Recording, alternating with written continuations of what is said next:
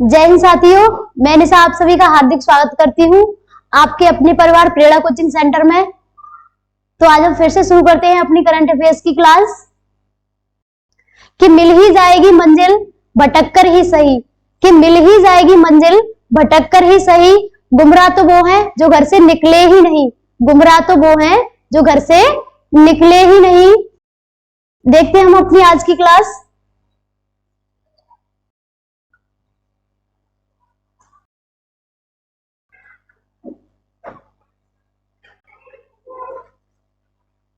तो आज का हमारा पहला क्वेश्चन है, हाल ही में 58वें ज्ञानपीठ पुरस्कार, कौन से नंबर के? 58वें नंबर के ज्ञानपीठ पुरस्कार के लिए किसे चुना गया है? जो 58 नंबर के ज्ञानपीठ पुरस्कार है, इसके लिए किसे चुना गया है? तो ये चुने गए हैं गुलजार और जगत गुरु राम भद्राचार्य। इन दोनों लोगों को क्या मिला है? 58वां ज्ञानपीठ पुरस्कार। तो इस क्वेश्चन का राइट आंसर क्या होगा? दोनों, यानी ऑप्शन नंबर। तो यहां से समझ लेते हैं ज्ञानपीठ पुरस्कार के बारे में। किसके बारे में? ज्ञानपीठ पुरस्कार के बारे में। जो ज्ञानपीठ पुरस्कार है, इसकी शुरुआत कब से हुई थी? ज्ञानपीठ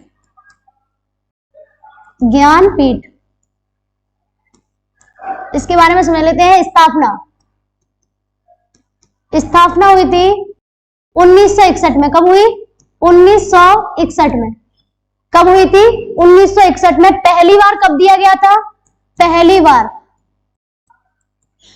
बार दिया गया था 1965 में। कब? 1965 में। किसको? जी शंकर कुरूप जी को। किसको? जी शंकर कुरूप। कौन सी भाषा के लिए? मलयालम भाषा के लिए। कौन सी भाषा के लिए? मलयालम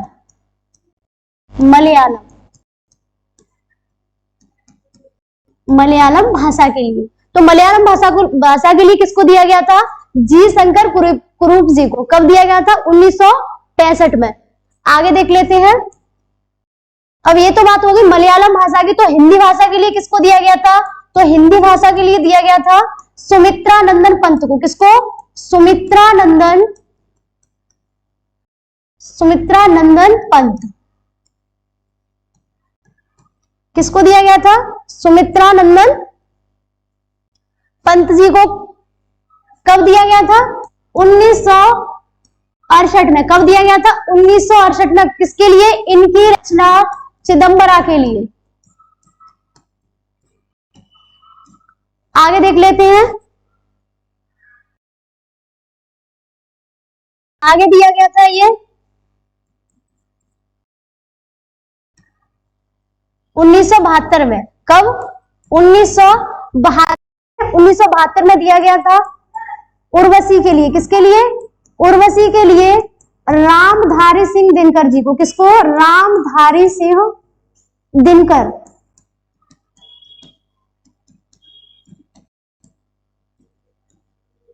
आगे दिया गया था 1978 में।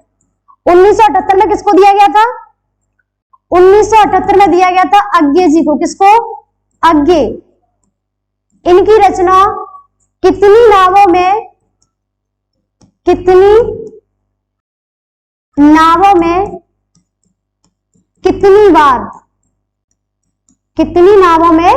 कितनी बार के लिए किसको दिया गया था? 1978 में अज्ञे जी को। अज्ञे जी का पूरा नाम क्या है?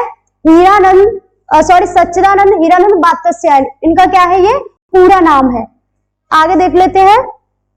आगे दिया गया था 1982 में। कब? 1982 में दिया गया था यामा के लिए। किसके लिए? यामा के लिए महादेवी वर्मा जी को। किसको? महादेवी वर्मा। किसको दिया गया था? महादेवी वर्मा जी को। तो यहां से ये भी समझ लेते हैं, जो गुलजार है, ये इन्हें कौन सी भाषा के लिए दिया गया है? गुलजार। इन्हें दिया गया है उर्दू भाषा के लिए। कौन सी भाषा के लिए? उर्दू भाषा के लिए। जो राम भद्राचार्य है, ये जन्म से ही अंधे हैं, क्या है, जन्म से ही अंधे। इन्हें कौन सी भाषा के लिए, ये है संस्कृत के विद्वान। किसके, संस्कृत।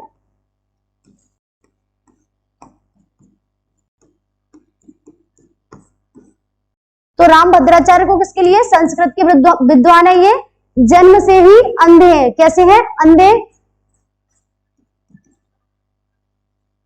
तो ये तो बात हो गई 58 नंबर के जो ज्ञानपीठ पुरस्कार है किस किस को दिए गए हैं। तो ये दिए गए हैं गुलजार और जगत गुरु रामभद्राचार्य जी को। और जैसे हम यहाँ से डिस्कस करते हैं जो 57 नंबर के, कौन से नंबर के, 57 नंबर के। तो 57 नंबर के किसको दिए गए थे, तो ये दिए गए थे दामोदर मोजो को। किसको, दामोदर मोजो को। 57 नंबर के ज्ञानपीठ पुरस्कार किसको दिए गए थे, दामोदर मोजो को। अगर हम यहां से ये डिस्कस करते हैं कि पहली बार जो ज्ञानपीठ पुरस्कार है ये किस मतलब महिला को दिया गया था, तो ये दिया गया था पहली महिला, पहली महिला, पहली महिला कौन है, तो पहली महिला है आशा पूर्णा। कौन है, आशा पूर्णा। कौन से नंबर का मिला था इन्हें, कौन सी भाषा के लिए, बांग्ला भाषा के लिए। कौन सी भाषा के लिए, बांग्ला। कौन सी भाषा के लिए, बांग्ला भाषा के लिए। तो हम यहां से ये भी समझ लेते हैं जो ज्ञानपीठ पुरस्कार है कितनी भाषाओं के लिए दिया जाता है, तो ये दिया जाता है, यहां पे लिख रही हूं मैं, जो हमारे संविधान में कितनी, 8वीं अनुसूची में, 8वीं अनुसूची, जो 8वीं अनुसूची है, अनुसूची, इसमें कितनी भाषा है, 22। कितनी भाषाओं का डिस्कशन हुआ है इसमें, 22 भाषा। जो 8वीं अनुसूची में 22 भाषा है उनमें तो दिया ही जाता है ज्ञानपीठ पुरस्कार। एक और जोड़ी गई है, कौन सी, अंग्रेजी।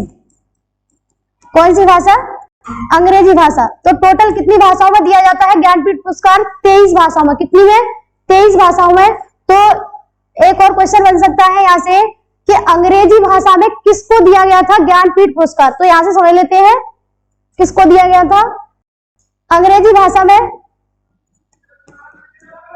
अंग्रेजी भाषा के लिए, अंग्रेजी भाषा में दिया गया था अश्वघोष को। किसको, अश्वघोष। कब दिया गया था, 2018 में। कब दिया गया था, 2018 में। तो आई होप आप लोगों को डिस्कशन समझ आया होगा। तो ये डिस्कशन आप लोगों को समझ आ गया होगा। अगला क्वेश्चन देखते हैं यहां से।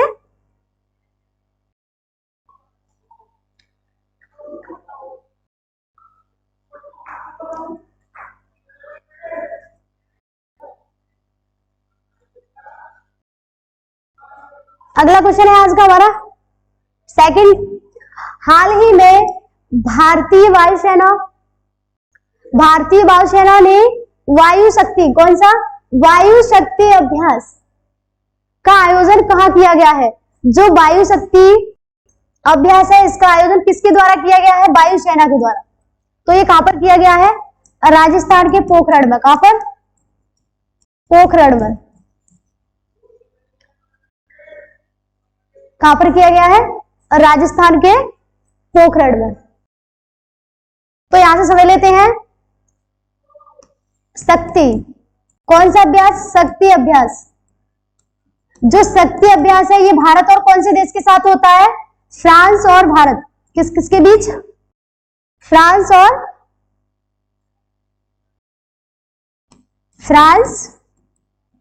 और भारत। जो शक्ति अभ्यास है किस किस के बीच होता है, फ्रांस और भारत के बीच। समुद्र शक्ति,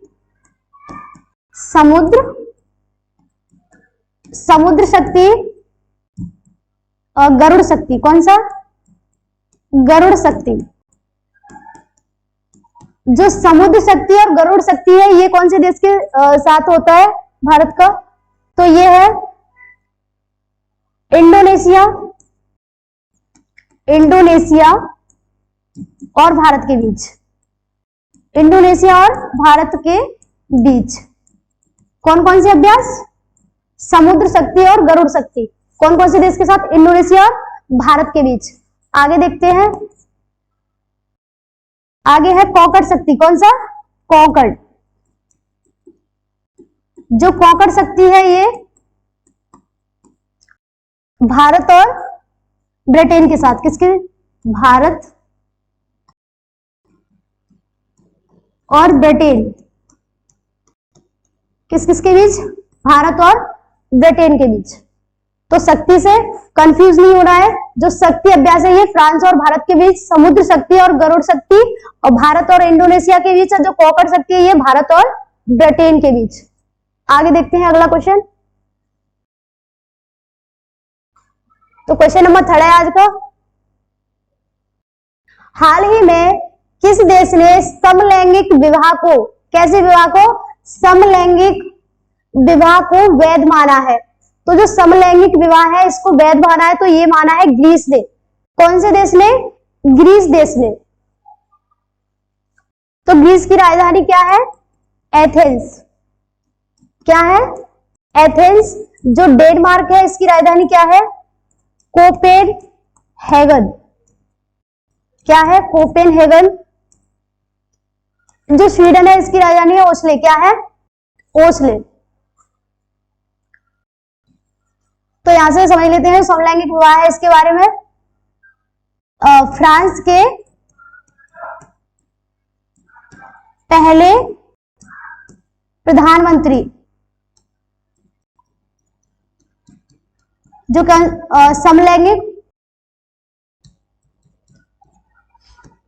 समलैंगिक कौन बने हैं? ग्रेली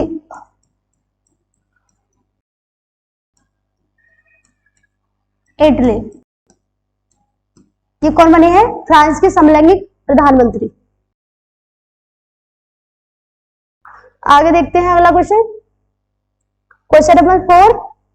हाल ही में उत्तर प्रदेश सरकार ने कन्या सुमंगला योजना, कौन सी योजना? कन्या सुमंगला योजना के तहत अनुदान राशि को कितने रुपए से? 15,000 रुपए से बढ़ाकर कितना कर दिया है? कितना कर दिया है? किसके द्वारा? उत्तर प्रदेश सरकार के द्वारा। जो कन्या सुमंगला योजना है इसमें कितनी राशि दी जाती थी? 15,000। कितनी? 15,000। तो इससे बढ़ाकर कितनी कर दी गई है? तो ये कर दी है 25,000। कितनी? 25,000। इस क्वेश्चन का राइट आंसर क्या होगा? 25,000। तो यहां से और डिस्कस कर लेते हैं। जो मध्य प्रदेश है, कौन सा? मध्य प्रदेश। मध्य प्रदेश के द्वारा कौन सी योजना? लाडली बहना योजना। कौन सी? लाडली बहना योजना। जो लाडली बहना योजना है इसके तहत कितनी राशि दी जाती थी शुरुआत में? 1,000। कितनी? 1,000। अब इसको बढ़ाकर कितना कर दिया है? 1250। कितना? 1250 रुपए। तो ये भी याद रखना है जो मध्य प्रदेश है इसमें कौन सी योजना? लाडली बहना योजना। शुरुआत में इसमें कितनी राशि दी जाती थी? 1,000 रुपए। अब बढ़ा के कितनी कर दी है? 1250 रुपए। एक और योजना है इसकी लाडली लक्ष्मी योजना। कौन सी? लाडली लक्ष्मी योजना। ये कहाँ की है? एमपी की, यानी कि मध्य प्रदेश की। आगे देखते हैं अगला क्वेश्चन। आज का 5वां क्वेश्चन है। हाल ही में किस आईआईटी ने, कौन सी आईआईटी ने भारत का पहला ध्वनि आधारित एंटी ड्रोन सिस्टम विकसित किया है? तो कौन सा? ध्वनि पर आधारित जो एंटी ड्रोन सिस्टम है कौन सी आईआईटी के द्वारा विकसित किया गया है? तो ये किया गया है आईआईटी जम्मू के द्वारा। किसके द्वारा? आईआईटी जम्मू के द्वारा। जो आईआईटी मद्रास है इसके द्वारा भारत के बाहर, कहा? भारत के बाहर क्या खोला जा रहा है? खुद का परिसर। क्वेश्चन ऐसे बनेगा वो कौन सी आईआईटी है जिसके द्वारा भारत के बाहर अपना खुद का क्या परिसर खोला जा रहा है? तो ये किसके द्वारा? आईआईटी मद्रास के द्वारा।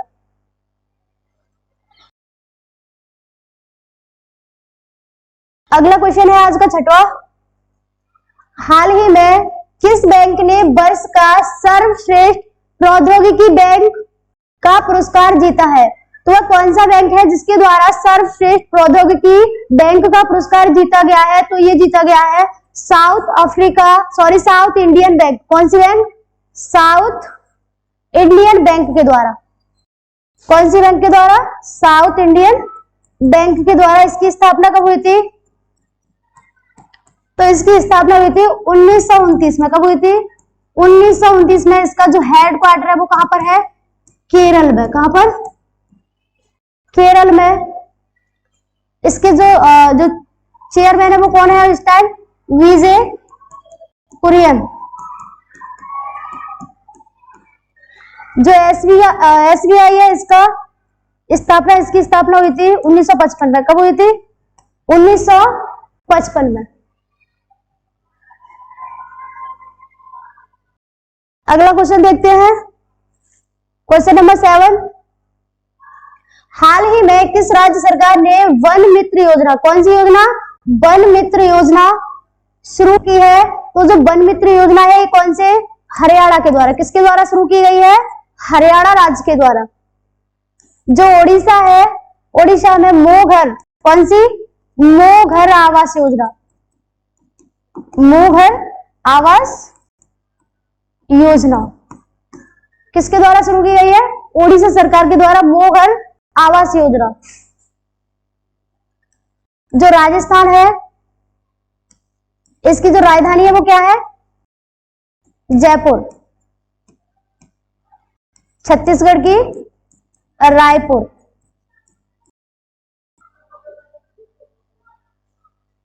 आगे देखते हैं अगला क्वेश्चन, हाल ही में वैश्विक पर्यटन लचीलापन दिवस कब मनाया गया है? जो वैश्विक पर्यटन लचीलापन दिवस है ये कब मनाया गया है? तो ये मनाया गया है 17 फरवरी को। कब मनाया गया है? 17 फरवरी को। 4 फरवरी को क्या मनाया जाता है?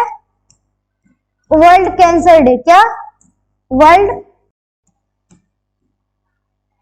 Cancer day. 2 फरवरी को वर्ल्ड वेटलैंड्स डे। क्या? वर्ल्ड वेटलैंड्स डे यानी कि विश्व आर्द्र भूमि दिवस मनाया गया है। कब? 2 फरवरी को। अगला क्वेश्चन है आज का, हाल ही में बिहार का विधानसभा अध्यक्ष किसे चुना गया है? जो बिहार है वहां के नए विधानसभा अध्यक्ष कौन चुने गए हैं? तो ये चुने गए हैं नंद किशोर यादव जी। कौन चुने गए हैं? नंद किशोर। जो वासुदेव देवनानी है, वासुदेव देवनानी, ये कहां के? राजस्थान सरकार के, राजस्थान के कौन चुने गए हैं? विधानसभा अध्यक्ष। विधानसभा अध्यक्ष।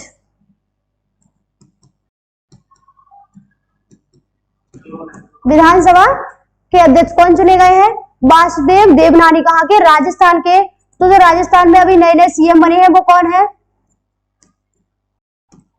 भजनलाल। कहां के? राजस्थान के। जो रमन सिंह है ये छत्तीसगढ़ के। कहां के? छत्तीसगढ़ के विधानसभा अध्यक्ष। विधानसभा अध्यक्ष चुने गए हैं कहां के? छत्तीसगढ़ के। जो नरेंद्र सिंह तोमर है ये एमपी के। क्या चुने गए हैं?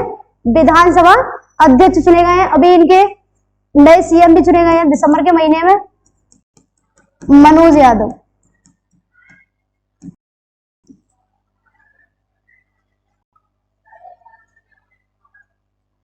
अगला क्वेश्चन है आज का,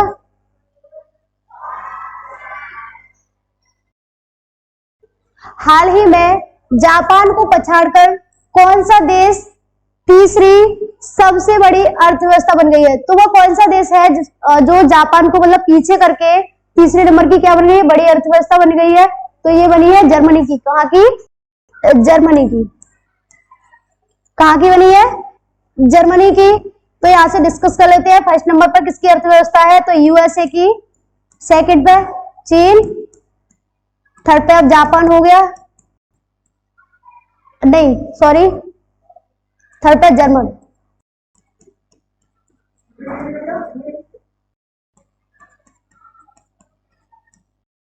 भारत कौन से नंबर पे? 5वें नंबर पे। भारत की अर्थव्यवस्था कौन से नंबर पे है? 5वें नंबर पर। इसका लक्ष्य है 2028 में तीसरा। ये क्या है भारत का लक्ष्य?